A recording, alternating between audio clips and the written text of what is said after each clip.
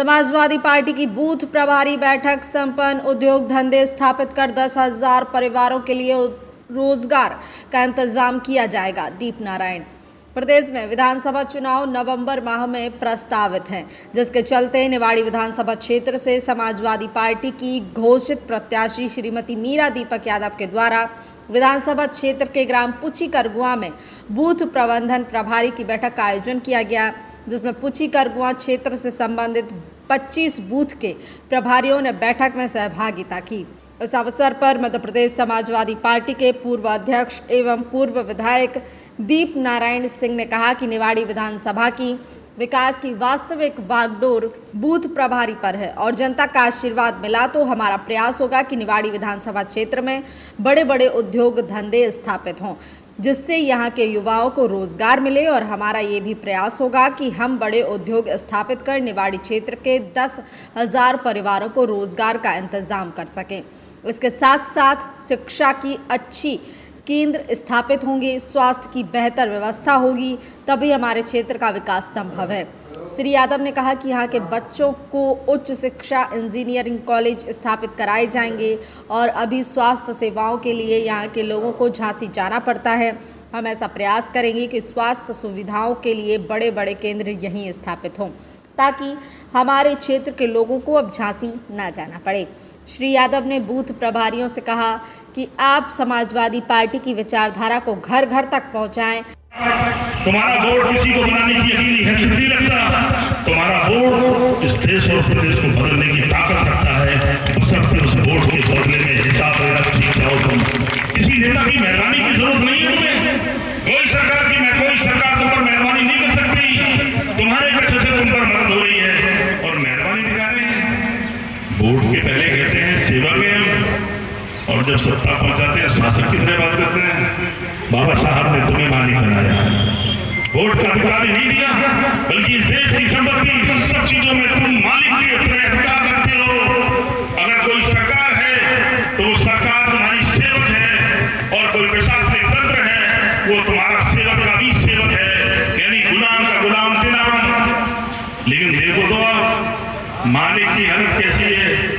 एक अधिकारी खड़ा हो जाए, बेचारा मालिक नीचे बैठा, अधिकारी कुर्सी पर बैठा है। ये अधिकारी भूल जा रहा है कि ये मालिक है जो नीचे बैठा है, इसकी मेहनत की कमाई से तनख्वाहें मिल रही है। बदल दिया स्वभाव।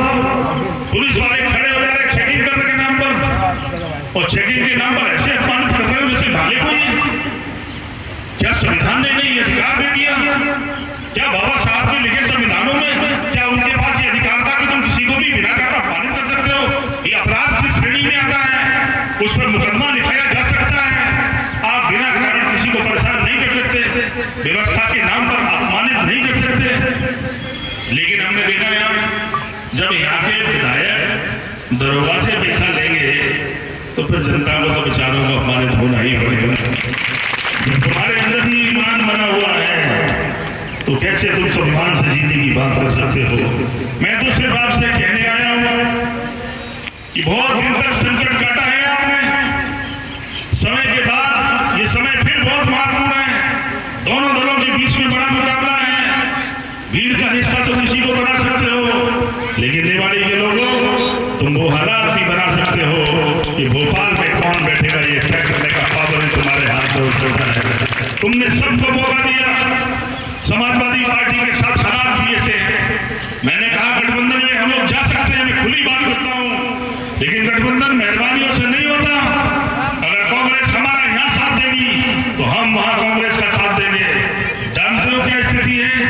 अगर यहाँ हमारी स्थिति कमजोर है, अगर हमारे पास मध्य प्रदेश में 1 MLA था तो उत्तर प्रदेश में कांग्रेस के पास भी कुल 2 MLA है, और समाजवादी पार्टी के पास 700 MLA की पार्टी है। 125 है हम समाजवादी पार्टी के लोग हारे जरूर हैं, लेकिन 80,000 लोगों ने वोट दिए थे विधानसभा में, लेकिन कांग्रेस पार्टी को 2-3 हजार वोट मिले हैं वहां। अगर कांग्रेस हमारा साथ यहाँ देगी तो उसके वहां जिताने के लिए हम भी जान लगा देंगे, हम भी वहां उनके लिए रास्ता बना देंगे। हमारे नेता का स्वभाव भी भगवान कृष्ण की तरह है।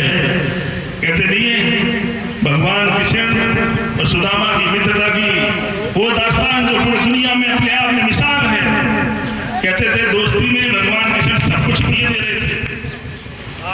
यदि उनकी पत्नी उनका हाथ ना रोकती तो कहते भगवान कृष्ण सब कुछ दिए दे रहे थे। दो मुट्ठी तो खाए नहीं, दो मुट्ठी